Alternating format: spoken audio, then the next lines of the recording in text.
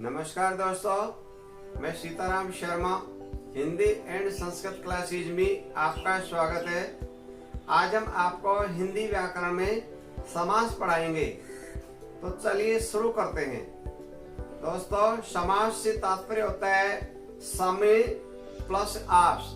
सम का अर्थ होता है समान रूप से, आस का अर्थ होता है नजदीक। जो समास शब्द होता है उसमें समता होता है उपसर्ग, यानी इसमें समता हो गया उपसर्ग और इसमें आस है वो हो गया प्रत्यय। इस आस का अर्थ होता है नजदीक, यानी वे शब्द जो आपस में नजदीक बिठा दिए जाते हैं और उनका समान रूप से परस्पर मेल हो जाता है और कोई न कोई अर्थ निकल जाता है, वो होते हैं समान। इसकी कंपटीशन एग्जाम में ऐसे भी पूछ लिया जाता है कि भाई समास शब्द है उसमें कौन सा उपसर्ग है, तो समता हो गया उपसर्ग। और पूछ ले भाई कौन सा प्रत्यय, तो इसमें आस है वो प्रत्यय हो गया।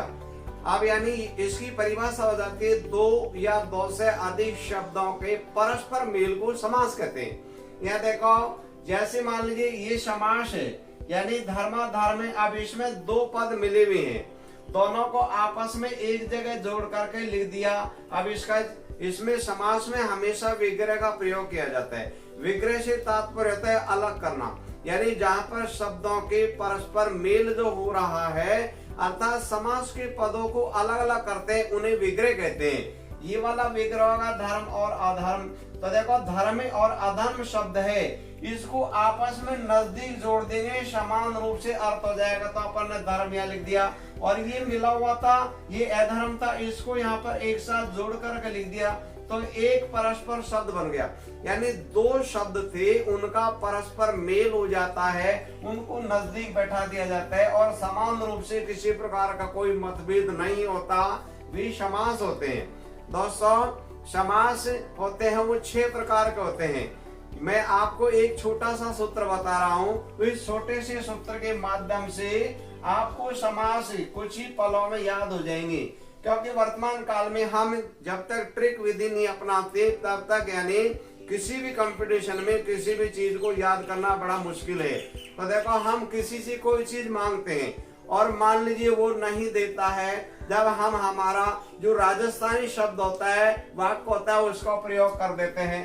तो हमने ऐसे इस प्रकार से लिख दिया कि भाई अब के तो दे, और ये पूरे के पूरे 6 समास हो गए। देखो, अब कह तो दे दे, ये एक वाक्य बन गए, वाक्य को कभी भी नहीं भूलता है। तो ऐसे हो गया अव्ययभाव, वैसे हो गया बहुब्रीहि, कैसे हो गया कर्मधारय, तैसे हो गया तत्पुरुष, देशे हो गया द्विगु और देशे हो गया द्वंद्व। तो समास होते कितने प्रकार के होते हैं? 6 प्रकार के होते हैं, कुछ ही पलों में याद हो जाएंगे। अब ध्यान दीजिए, अब आपको अगर मान लीजिए समास के उदाहरण आपको 2, 4, 10 जो भी याद है उनको याद रखिए। मैं आपको एक 4 लाइन बता रहा हूँ, इन 4 लाइन के माध्यम से आप कुछ ही पलों में पूरे के पूरे समास 100% शुद्ध कर दोगे। ये वाली है कि द्वंद्व में अथवा और छिपे, यानी द्वंद्व समास होता है, उसकी हमेशा पहचान होती है। अथवा आता है और आता है, यह शब्द आ जाता है, वहां हमेशा द्वंद्व समास होता है। और द्विगु में पहला पद गणना आवत है, यानी द्विगु समास होता है, उसमें प्रथम पद संख्यावाचक होता है और दूसरा पद होता है वह प्रधान होता है। और बीच में कारक चिन्ह छिपे, जहां पर कारक के चिन्हों का लोप हो जाता है वहां पर हमेशा तत्पुरुष समास होती है। तत्पुरुष समास में 6 कारकों का प्रयोग किया जाता है। कर्ता और संबोधन को छोड़ करके 6 कारकों का प्रयोग किया जाता है। और उपसर्ग अव्यय से अव्ययभाव समास, अव्ययभाव समास की पहचान होती है, पहला पद उपसर्ग होता है और या फिर क्या नाम से अव्यय शब्द होता है। जितने भी जो उपसर्ग होते हैं उनमें कुछ उपसर्गों को छोड़ करके सभी उपसर्ग अव्ययभाव समास में आते हैं। तो इसमें यानी जो प्रथम पद होता है वो उपसर्ग होगा या अव्यय शब्द होगा। आगे उदाहरण में आपको अभी समझाएंगे। और कर्मधारय समास होता है, कर्मधारय में विशेषण उपमा होवत है, यानी जहां पर पहला पद या तो विशेषण होता है और या पहला पद होता है वो हमेशा उपमा होता है, वहां हमेशा कर्मधारय समास होता है। और जहाँ तीसरा अर्थ प्रदान रहे, जहां पर यानी दो पद सभी में प्रधान होते हैं, लेकिन बहुब्रीहि समास होता है उसमें हमेशा तीसरा अर्थ प्रधान होता है, तीसरा पद प्रधान होता है, वहां हमेशा बहुब्रीहि समास होता है। यानी ऐसे इस प्रकार से 4 लाइन को याद रखेंगे। जो भी आपके उदाहरण है उन उदाहरणों के माध्यम से आप कुछ ही पलों में बिल्कुल शुद्ध कर दोगे। तो देखो आप यहाँ पर जैसे हमारा टॉपिक था समास, ये वाले सारे के सारे समास है और इधर वाले हैं वो विग्रह हैं। समास किसे कहते हैं? दो या दो से अधिक शब्दों के परस्पर मेल को समास कहते हैं। और विग्रह किसे कहते हैं? समास के पदों को अलग अलग कर देते हैं, उन्हें विग्रह कहते हैं। तो यहाँ देखो, जैसे अब हमको ये उदाहरण हमने दे दिए, अब इसमें हमको पहचान रखनी भाई कहाँ कैसा कौन सा समास होता है। तो देखो, धर्माधर्म, इसका विग्रह होगा धर्म और अधर्म। अब कंपटीशन एग्जाम में मान लीजिए ये वाला शब्द दे दिया या विग्रह वाला दे दिया, भाई पहचानना भी कौन सा है। भाई और शब्द कहाँ आता है? भाई और शब्द हमेशा द्वंद्व में आता है, तो इसका मतलब ये वाला उदाहरण है वो द्वंद्व समास का है। दूसरा वाला है 25 है, तो इसका विग्रह होगा 20 और 5 हो गया, और इसमें भी यानी 20 और 5 दोनों को यहाँ पर जोड़ दिया गया है, तो और शब्द का यहाँ पर लोप हो गया। इसका मतलब क्या होगा? हालांकि देखो द्विगु समास होता है उसमें पहला पद संख्या आती है, लेकिन जहां पर पहला पद संख्या है और दूसरा पद होता है वो प्रधान होता है। रतन कितने हैं? भाई 9 है, लेकिन यहाँ पर आगे वाली जो है उसके बारे में नहीं बताया गया, इसलिए यानी ये 25 शब्द है वो भी द्वंद्व समास का उदाहरण होगा। तो इसका मतलब होगा धर्माधर्म और 25 है वो अव्यवहार समास के उदाहरण हो गए। हमको कुछ पलों में ऐसी इन लाइनों के माध्यम से याद हो जाते हैं। आगे वाला है नवरत्न, भाई पहला पद है वो संख्या आ गई और दूसरा पद रत्न है वो प्रधान हो गया, तो यानी 9 रत्नों का समूह हो गया। इसका मतलब होगा भाई द्विगु समास हो गया, क्योंकि पहला पद होता है वो गणना आती है और दूसरा पद होता है वो प्रधान होता है।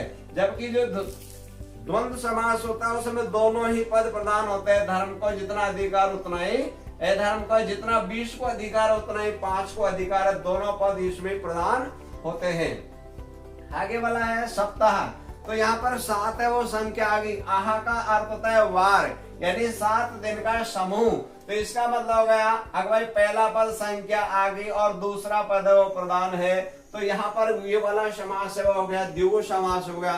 एक बार में पहचान हमको यहाँ ऐसे इस प्रकार से निकल जाती है। आगे वाला है भाई यश प्राप्ति, यानी इसका विग्रह होगा यश को प्राप्ति। तो इसका मतलब है कारक के चिन्हों का लोप हो रहा है, तो इसमें कर्म कारक हो गया, तो इसका मतलब कारक के जो चिन्हों का लोप होता है वहां हमेशा तत्पुरुष समास होता है। तो ये वाला जो उदाहरण है वो यानी तत्पुरुष समास का हो गया। आगे है मन माना, यानी किससे माना है? मन से माना, तो यानी इसमें भी कारक के चिन्ह का लोप हो रहा है और इसमें यानी तत्पुरुष समास होगा। तो दोनों के दोनों जो उदाहरण थे वो भी तत्पुरुष समास के उदाहरण है, क्योंकि इन पंक्तियों के माध्यम से तो हमको याद रखना है, हमको किसी प्रकार की और जितने उदाहरण है इन पंक्तियों के आधार पर ही पूरे छांटे जा सकते हैं। आगे वाला है यथारूप, यानी यथा क्या आ गया? उपसर्ग आ गया, तो यानी इसका मतलब होगा जहाँ पर उपसर्ग आ जाता है वहाँ कौन सा समास होता है? अव्ययभाव समास है। तो विग्रह होगा रूप के अनुसार, तो इसका मतलब होगा ये अव्ययभाव समास है। आगे आ जाता है भरपूर, तो भर शब्द है वो अव्ययभाव समास का उदाहरण है। क्यों? अगर भर शब्द भी उपसर्ग आ गया, इसलिए जहां पर उपसर्ग आ जाते हैं तो वो और रूप है वो दूसरा पद होगा, भर है वो उपसर्ग है, पूर है वो दूसरा, इसका होगा पूरा भरा हुआ। तो ये दोनों का दोनों उदाहरण है वो अव्ययभाव समास हो गया, क्योंकि अव्ययभाव समास होता है वहां पर पहला पद उपसर्ग होता है या अव्यय शब्द होता है, वहां हमेशा अव्ययभाव समास होता है। आगे वाला उदाहरण है पीत वस्त्र, तो देखो यहाँ पर पीत यानी पीत का अर्थ हो गया यानी पीला, और वस्त्र है यानी वस्त्र का रंग बता दिया भाई पीला है जो वस्त्र, वस्त्र कौन सा है भाई? पीला। तो हमेशा ध्यान दीजिए जहां पर यानी किसी प्रकार का विशेषण होता है गुण, तो यानी गुण बता दिया, इसका मतलब समास हो गया कर्मधारय समास हो गया। और आगे वाला है मृग नयनी, यानी इसमें नेत्रा की तुलना किससे की गई है? मृग से की गई। उपमा का अर्थ होता है तुलना, तो जहां पर एक दूसरे से तुलना की जाती हो वहां पर भी हमेशा कर्मधारय समास होता है। तो ये वाले दोनों उदाहरण है वो कर्मधारय समास के उदाहरण है। दोस्तों आगे वाला उदाहरण है नीलकंठ। अब यहाँ देखो भाई, नीला है कंठ जिनका, आपका पता है नीला कंठ कौन का है भाई, शिव जी का है। तो यानी पूरे संचार में जिसमें एक का पद होता हो वह हमेशा तीसरा पद होता है, तीसरा पद प्रधान होता है, वहां पर हमेशा बहुब्री समास है। इसका मतलब क्या हो गया, अब भाई ये बहुब्री समास है। आगे वाला उदाहरण है पंचानन, पांच है मुख जिसकी, पांच है जिसकी मुख, यानी पांच मुख कौन के हैं भाई, हनुमान जी के।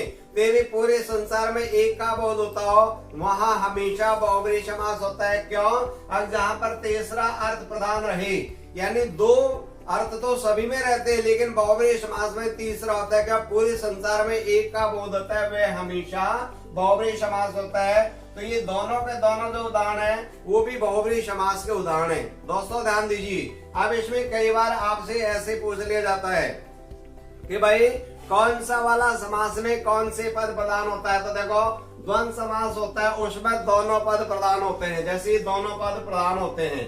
और जो द्विगु समास होता है उसमें द्वितीय पद प्रधान होता है, यानी द्वितीय पद द्विगु समास ये वाला हो गया। रतन के बारे में बताया गया, आह होता है यानी वार यानी दिन के बारे में बताया गया, दूसरा पद प्रधान होता है। और ध्यान दीजिए, आपको मैं एक छोटा सा सूत्र बता रहा हूँ, इस सूत्र के माध्यम से कभी भी आपको अपने जीवन में गलत नहीं होगी।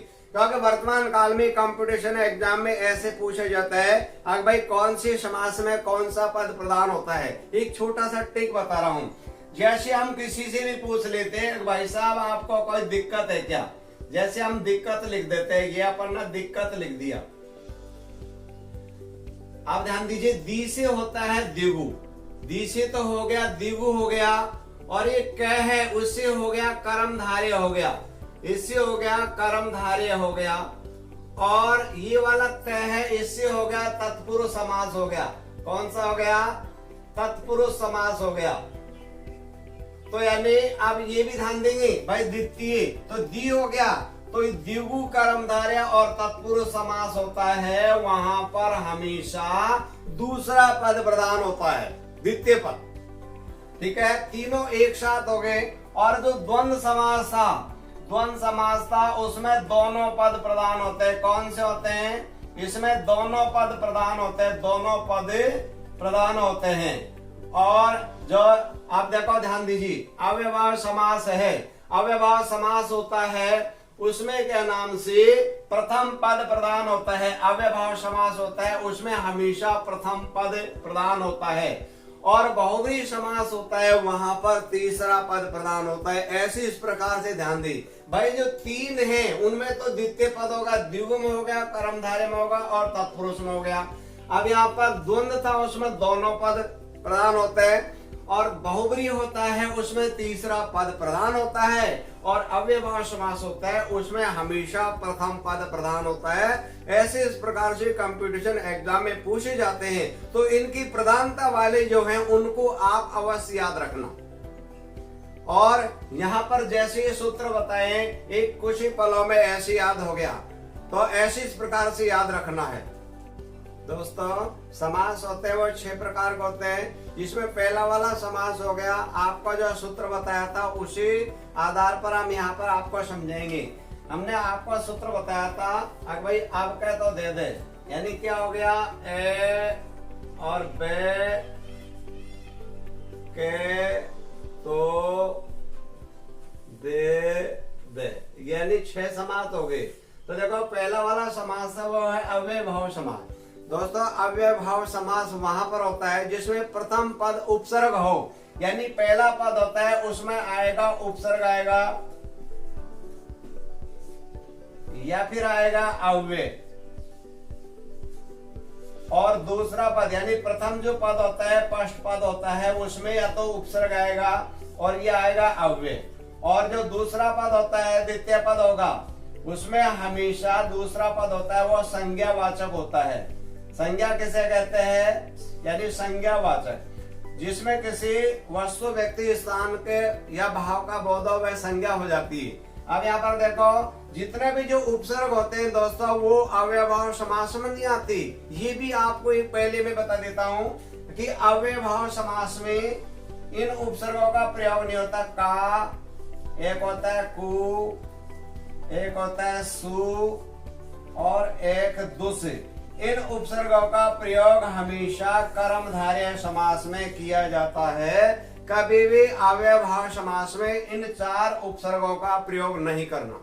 और इसके अलावा जितने भी जो उपसर्ग होते हैं उन सभी उपसर्गों का प्रयोग हमेशा अव्ययभाव समास में होता है। इसके अलावा एक और दोस्तों मैं आपको बता देता हूं ट्रिक, ध्यान देना। यानी इसमें देखो कि 19, 29, 39, 49, 59, 69 और 79, ये वाली जो भी संख्या आती है तो इन संख्याओं का प्रयोग भी हमेशा अव्ययभाव समास में प्रयोग किया जाता है। यानी अव्ययभाव में किया जाएगा। क्यों किया जाता है? क्योंकि उन यानी इन सभी संख्याओं में उन है वो उपसर्ग है, उन हो गया उपसर्ग। इस कारण से ये वाली जो संख्या कहीं पर दे दी जाती है तो इन संख्याओं में हमेशा अव्ययभाव समास होता है। क्यों? कि उन उपसर्ग होने के कारण। और इसके अलावा जितनी भी जो 1 से लेकर के संख्या है, इनके अलावा वे सारे के सारे जो संख्या होती है वो हमेशा द्वंद्व समास में आती है। जैसे आपको अभी 25 उदाहरण बताया था भाई, 20 और 5, ऐसे इस प्रकार से यहाँ पर ध्यान देना है। अब देखो प्रथम पद होता है, फर्स्ट पद होता है, वो उपसर्ग आता है। जैसे आगा प्रति, ये फर्स्ट पद है, प्रथम पद है। और दूसरा पद है पल, पल तो हो गया संज्ञा, ये संज्ञा वाचक है दूसरा पद। और प्रथम पद है उसमें आ गया उपसर्ग, तो प्रति उपसर्ग आ गया। विग्रह हो गया प्रत्येक पल। आगे वाला उदाहरण है अनुदिन। देखो अनु है वो आ गया उपसर्ग आ गया और दिन है वो संज्ञा होगी। तो पहला जो पद है वो उपसर्ग आ गया और दूसरा पद है वो संज्ञा आ गया। इस कारण से अव्ययभाव समास हो जाता है। जैसे दिन पर दिन, इसका अनुदिन का ऐसे भी कर सकते हैं प्रत्येक दिन। विग्रह कैसे भी किसी प्रकार कर सकते हैं। आगे वाला उदाहरण है आ जन्म। अब देखो आ इसमें आ गया उपसर्ग, तो उपसर्ग आते ही और हमको ध्यान देना है भाई अव्ययभाव समास में। और दूसरा जो पद है जन्म, वो है संज्ञावाचक है। तो अव्ययभाव समास में हमेशा प्रथम पद प्रधान होता है। अब आगे इसका विग्रह होगा जन्म पर्यंत।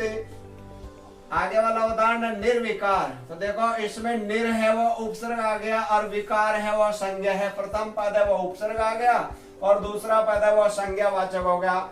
निर का अर्थ होता है बिना, तो बिना विकार। तो यहाँ पर यानी जो बिना शब्द है वो हो गया उपसर्ग। आगे वाला उदाहरण है सानंद। तो इसमें से उपसर्ग आ गया, यानी से तो हो गया उपसर्ग और आनंद है वो हो गया संज्ञा। प्रथम पद है वो उपसर्ग हो गया और दूसरा पद है वो हो गया संज्ञा।